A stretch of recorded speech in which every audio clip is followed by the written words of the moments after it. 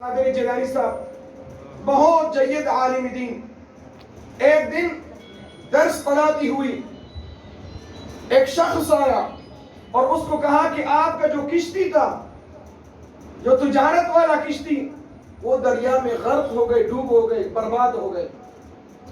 سیدنا عبد القادر جیلانی صاحب اپنے دل کی طرف متوجہ ہوا اور کہا الحمدللہ۔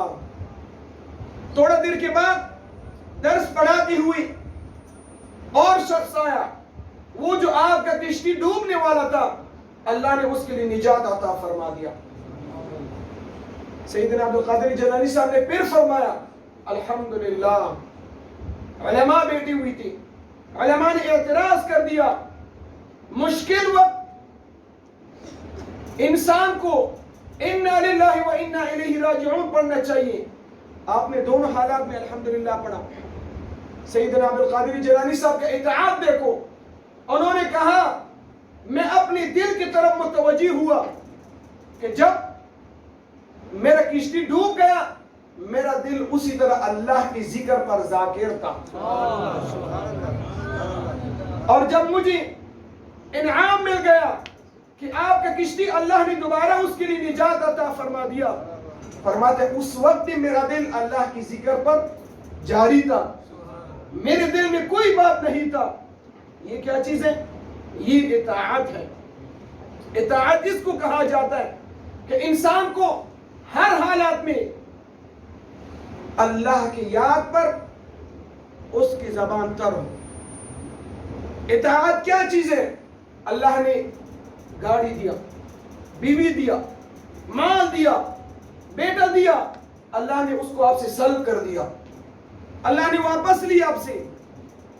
آپ کا بیوی فوت ہو گیا، بیٹا فوت ہو گیا، اللہ نے گاڑی دیا، تو انسان کو اس حالت میں کیا کرنا چاہیے؟ اس حالت میں اللہ کا شکر ادا کرنا چاہیے، کیونکہ والقدر خیرہ وشرہ من اللہ تعالی، خیر اور شر از جانب خداوند متعال ہوتا ہے۔ کامیابی سالک کو یہی بھی ہے کہ ہر حالت میں سالک اللہ کے تابعدار ہو، اطاعت خداوندی اس کے اندر موجود ہو، تو پھر سالک کے لیے کامیابی ہے۔ ویسے یہ نہیں کہ انسان ہر حالت میں ناشکری اختیار کر لے، بلکہ غمی اور خوشی ہر حالت میں انسان کو اللہ جل شانہ سے شکر ادا کرنا چاہیے۔ ہر کام کرو، ہر فعل کرو، ہر انسان کے ساتھ بھلائی کرو، صرف اور صرف آپ کا رضا اللہ کے خداوندی کا رضا ہو، اللہ کا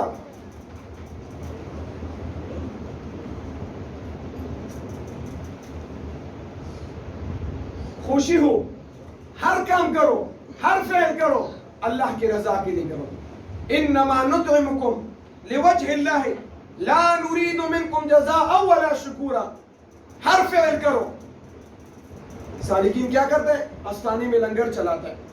انما نطعمکم، کان دیو لوگوں کے لیے، اس ارادے سے نہیں لا نرید منکم جزاء کہ آپ کے لیے کوئی جزاک اللہ کہیں، ولا شکورا، اور یا کسی کے شکریہ ادا کرو۔ ہر فعل اللہ کی رضا کے لیے ہو، اللہ کی رضا کے لیے ہر فعل کرو، اللہ کی خاطر ہر فعل کرو، پھر انسان کے لیے کیا کامیابی مل سکتا ہے۔ اگر دنیا کا لالچ ہو تو کوئی کامیابی نہیں، اور دوسرا کامیابی کیا؟ اطاعت، اخلاص، اور ساتھ ساتھ اللہ کا ذکر ہو، اللہ کو یاد کرنے والا سالک ہو۔ حضور صلی اللہ علیہ وسلم فرماتے ہیں بہترین انسان وہ ان تموت ولسانک رطبا من ذکر اللہ۔ سالک حقیقی وہ غم، خوشی ہر حالت میں، یہاں تک کہ اس کا روح قفس عنصری سے اوپر جاتا ہے، اس وقت میں اس کے زبان پر اللہ کا ذکر جاری ہو۔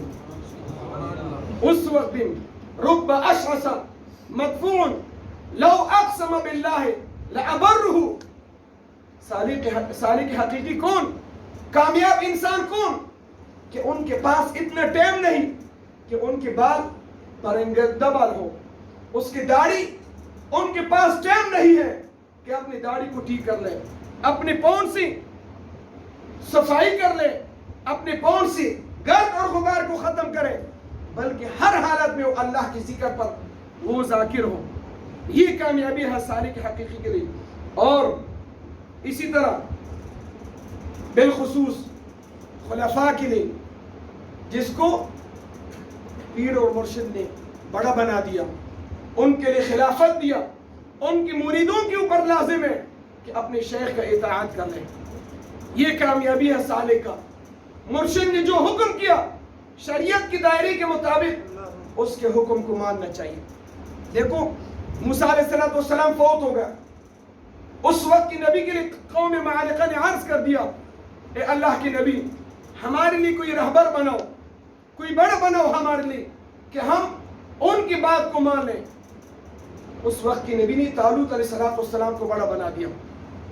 طالوت علیہ السلام نے کہا، قال هل عصيتم ان كتب عليكم القتال الا تقاتلوا، آیا کہ اللہ کا حکم اگر آ جائے کہ آپ لوگ جہاد کرو، پھر آپ لوگ جہاد نہیں کرو گے؟ انہوں نے کہا ہم جہاد کریں گے. طالوت علیہ السلام کے حکم کو مانا. 70,000 قوم تیار ہوا. طالوت علیہ السلام نے فرمایا فلان علاقے میں دریا ہے، لیکن اس دریا سے آپ لوگوں نے پانی نہیں پینا. پانی پی کر چولوں کے ساتھ آپ نے پانی پینے، ہاتھوں کے ساتھ منہ لگا کر پانی نہیں پینا. قوم تیار ہوا. 70,000 قوم تھے.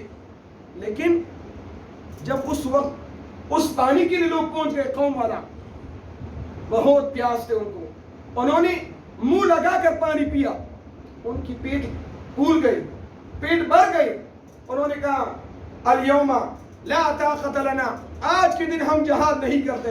صرف اور صرف 313 لوگوں نے طالوت علیہ السلام کے حکم کو مانا. اللہ نے اس کے لیے نجات عطا فرما دی. اگر مرشد حکم کر لے کہ بیٹا یہ کام کرنا ہے، اگرچہ بظاہر آپ کے لیے اچھا نہ ہو، لیکن آپ نے مرشد کے حکم کو ماننا ہے. دیکھو غزوہ حنین میں کتنی صحابہ تھی؟ تقریباً 12,000 صحابہ کرام تھے. لیکن انہوں نے کچھ فخر کر دیا کہ ہم بدر میں 313 تھی، ہم نے بہت کامیابی اختیار کر دیا. لیکن تھوڑا سا تکبر کر دیا. کیا حالات بن گیا؟ پہلی بار شکست کھائی صحابہ کرام نے. احد میں کیا ہوا؟ حضور صلی اللہ علیہ وسلم نے حکم کیا کہ اس پہاڑ کی چوٹی کو آپ لوگوں نے نہیں چھوڑنا. لیکن پہلی بار صحابہ کرام کو فتح ہوا، صحابہ کرام نیچے آئے، حضور صلی اللہ علیہ وسلم کے حکم کو نہیں مانا. دوسری بار صحابہ کرام نے شکست کھائی. شیخ حضور صلی اللہ علیہ وسلم کا حقیقی جانشین ہوتا ہے، ان کے حکم کو ماننا چاہیے، ان کے حکم پر عمل کرنا چاہیے. حضور صلی اللہ علیہ وسلم نے اسامہ رضی اللہ تعالیٰ عنہ کو ایک غزوے کا رہبر اور سربراہ بنا دیا. تمام کے تمام صحابہ اسامہ رضی اللہ عنہ کے پیچھے جا رہے تھے. یہاں تک کہ ابو بکر صدیق رضی اللہ تعالیٰ عنہ نے گھوڑے کا لگام پکڑا ہوا تھا اور وہ اسامہ رضی اللہ عنہ کو گھوڑے کے اوپر بیٹھا دیا. خود ایک مجاہد کی طرح اس کی فرمان برداری اور اس کے حکم کو مانتی ہوئی اس سے آگے آگے جا رہا تھا. عمر رضی اللہ عنہ جلالی تھا. اے ابو بکر صدیق رضی اللہ عنہ، آپ کیوں اس طرح فعل کرتے ہیں؟ ابو بکر صدیق رضی اللہ عنہ فرمائے آج حضور صلی اللہ علیہ وسلم نے اس کو ہمارا رہبر بنا دیا، بڑا بنا دیا، ہم اس کا عزت اور قدر کرتے ہیں. چھوٹے عمر کے صحابہ کرام ہوتے تھے، لیکن حضور صلی اللہ علیہ وسلم ایک غزوے ایک کام کا اس کو رہبر اور سربراہ بناتے. سفید داڑھی لوگ صحابہ کرام اس چھوٹے صحابی کا حکم کو مانتے تھے. کامیابی اس میں ہے اطیعوا اللہ و اطیعوا الرسول و اولی الامر منکم. اولی الامر کون لوگ ہیں؟ یہی علماء، یہی اتقیاء، یہی نیک لوگ کہ آپ کو کہہ دے بیٹا نماز پڑھو، بیٹا فلان عمل کرو، بیٹا فلان کام کرو، تو اس میں کامیابی.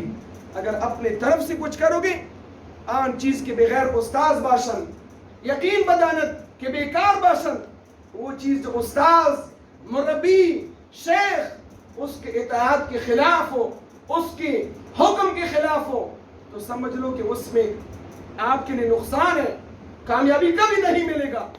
اور اسی طرح شیخ کو بھی یہی نہیں کرنا چاہیے، مرشد کو بھی یہی نہیں کرنا چاہیے کہ وہ مرید کو غلام بنا دے، مرید کے اوپر ظلم کرے، مرید کو اپنا ایک حقیر سمجھ لے۔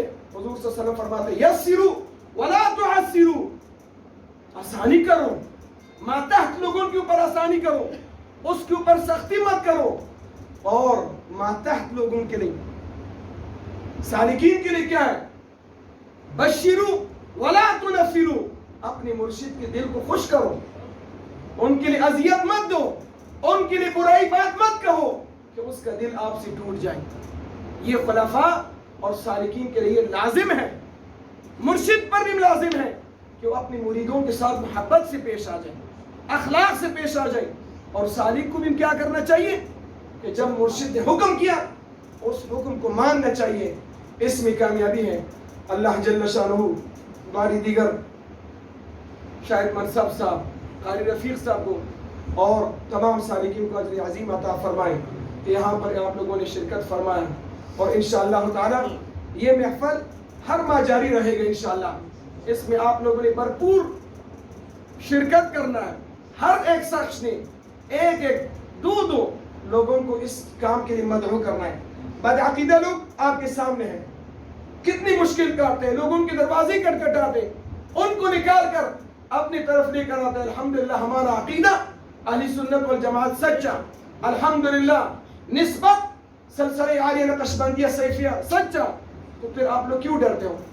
کھول کر اخلاص کے ساتھ لوگوں کو دعوت دو کہ اللہ جل شانہ اس کی وجہ سے ایک سالک، ایک انسان کا دل اگر ذاکر ہو جائے اور وہ صوم اور صلاۃ کا پابند بن جائے، اللہ آپ لوگوں کے لیے اجر عطا فرما دیتا ہے۔ اللہ جل شانہ